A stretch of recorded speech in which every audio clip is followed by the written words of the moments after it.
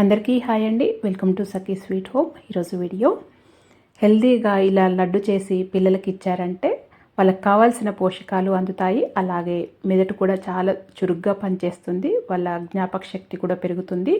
Immunity power కూడా పెరుగుతుందండి. అలాగే ఎముకలు బలపడి చాలా ఆరోగ్యంగా హెల్తీగా ఉంటారు. ఖచ్చితంగా ట్రై చేయండి. ఈ విధంగా పొయ్యి పైన ఒక కడాయి పెట్టుకొని ఒక కప్పు పల్లీలు తీసుకున్నాను. పల్లీలు తీసుకొని ఇలా లో ఫ్లేమ్లో మంచిగా వేయించుకోవాలండి. ఇవి సరిగా వేగకపోతే లడ్డు అనేది బాగోదు. టేస్ట్ మంచిగా వేయించుకోండి. ఇలా కలుపుకుంటూ లో ఫ్లేమ్లో వేయించుకుంటే రుచి బాగుంటుంది. హై ఫ్లేమ్లో పెడితే తొందరగా మాడిపోయినట్టయి రుచి బాగోవండి, లోపటి వరకు వేగవు. ఇలా వేగిన తర్వాత వేరే ప్లేట్లోకి తీసి పెట్టుకున్నాను. అదే కడాయిలో ఇంకొక కప్పు నువ్వులు వేసానండి. నువ్వులు ఇలా పాలిష్ లేనివి తీసుకోవాలి. తీసుకొని వీటిని కూడా మంచిగా వేయించుకోవాలి. ఇలా వేగిన తర్వాత వీటిని కూడా తీసి పక్కన పెట్టుకున్నాను.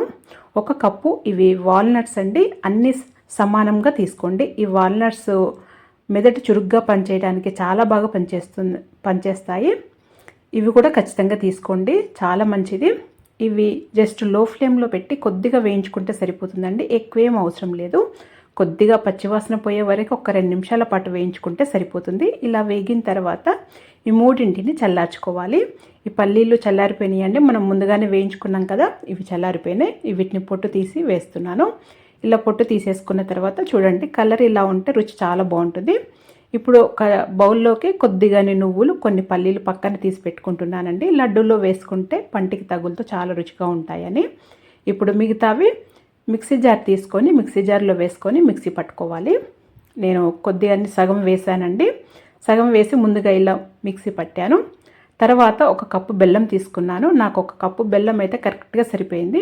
ముందుగా ఒక సగం కప్పు వేసానండి. దీంట్లో వేసి మిక్సీ పట్టాను. ఈ మిక్సీ పట్టుకున్నది ఒక ప్లేట్లోకి తీసుకోవాలి. ఇలా ప్లేట్లోకి తీసుకున్న తర్వాత మనము మిగతావి నువ్వులు అవి ఇంకా మిగిలినవి ఉన్నాయి కదండి, అవి కూడా మొత్తం వేసేసుకొని, అదే మీరు పెద్ద జార్ అయితే ఒకేసారి వేసుకొని మిక్సీ పట్టుకోవచ్చు. నేను చిన్న జార్ కాబట్టి 2 సార్లు పట్టానండి. ముందుగా ఇలా వేసుకొని మిక్సీ పట్టుకున్న తర్వాత ఇంకా అరకప్పు కూడా బెల్లం వేసేసి ఇలా మిక్సీ పట్టాను. తర్వాత ఇవి 2 మిక్సీ పట్టిన తర్వాత 2 ప్లేట్లోకి వేసుకున్నాను. ఇప్పుడు మనం పక్కన తీసి పెట్టుకున్న ఇవి కూడా వేసేసుకుందాము. వేసుకున్న తర్వాత అంతా మళ్ళీ ఒకసారి కలుపుకోవాలండి. ఎందుకంటే మనం 2 సార్లు మిక్సీ పట్టాం కదా, మొత్తం కలిసేటట్టు ఇలా కలుపుకోవాలి.